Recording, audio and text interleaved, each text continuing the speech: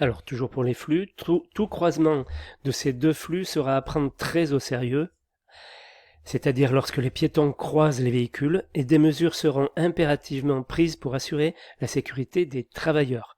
Passage piéton, feu tricolore sur les très gros chantiers, mais on se débrouille, enfin vous mettrez tout en œuvre à votre niveau sur le pic pour que les piétons ne prennent pas de risque ou prennent le moins de risque possible en traversant la voie sur laquelle il y a des camions ou des Fenwick ou des transpalettes qui vont passer.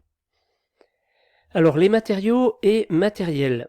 Les aires de stockage devront figurer sur le plan d'installation de chantier. Alors ça, c'est une photo un petit peu, une zone de stockage, ça sera simplement du béton, hein, voilà, d'une surface de 100 à 200 mètres carrés, 100 mètres carrés à 200 mètres carrés, suivant l'importance du chantier. Il sera précisé le type de matériel ou de matériaux qui sera stocké, la surface disponible, et les mesures prises pour protéger l'environnement. Géotextile sous le béton, surface bétonnée, enfin, géotextile, oui, si on vient juste poser du bois, par exemple, ou autre. Surface bétonnée quand on vient poser des palettes, voilà, pour éviter que ça se torde, là, que ça soit du placo ou autre. Pour un chantier de gros œuvres, il convient de prévoir les surfaces suivantes. Une aire de stockage des treillis soudés, une aire de stockage des aciers façonnés, ça peut être la même, hein, si vous la faites assez grande, 150 mètres carrés, c'est bon quand même. Hein. Aire de stockage des coffrages verticaux horizontaux, petite centaine de mètres carrés. Aire de stockage pour les corps d'état incorporateurs, bon, ça peut être la même que celle des coffrages, par exemple, parce que les corps d'état secondaires viendront après la maçonnerie. Donc, suivant le chantier, ça peut être une des aires de stockage au-dessus, là, de celle dont on vient de parler. Hein. Toute autre zone s'avérant utile au vu des activités du chantier, vous verrez ça au cas par cas. Chaque chantier est un cas unique, donc à chaque fois, il faut réfléchir à comment j'organise le chantier pour que ça se passe le mieux possible.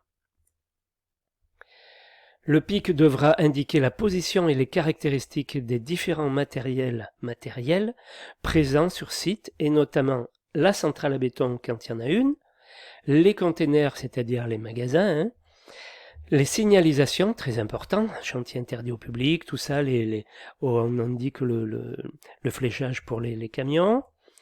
Il sera vérifié que ces matériels n'entravent pas les flux de chantier.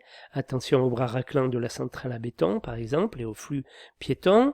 La giration de la grue, attention à la hauteur du silo à ciment en cas de dénivelé important. Sinon, la giration de la grue, de toute façon, on y fait toujours attention, ne serait-ce que par rapport aux bâtiments environnants et qui existent. Hein, ou d'une rue.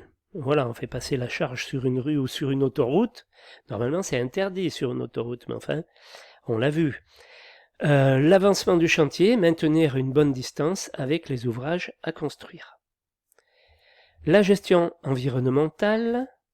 Donc, à l'heure des chantiers HQE, haute qualité environnementale, et du développement durable, il est essentiel d'indiquer les mesures retenues sur le plan d'installation de chantier, et notamment les solutions de traitement des eaux usées en ciment, à la centrale à béton ou à la bétonnière. Hein.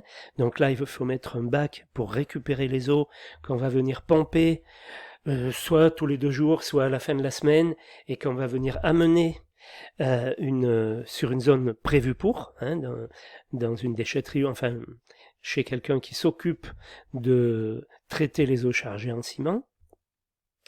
Les zones de tri des déchets, très important, les bennes à gravats, on les repère. Les moyens de stockage et de traitement des polluants, genre la peinture, l'huile, tous ces produits-là.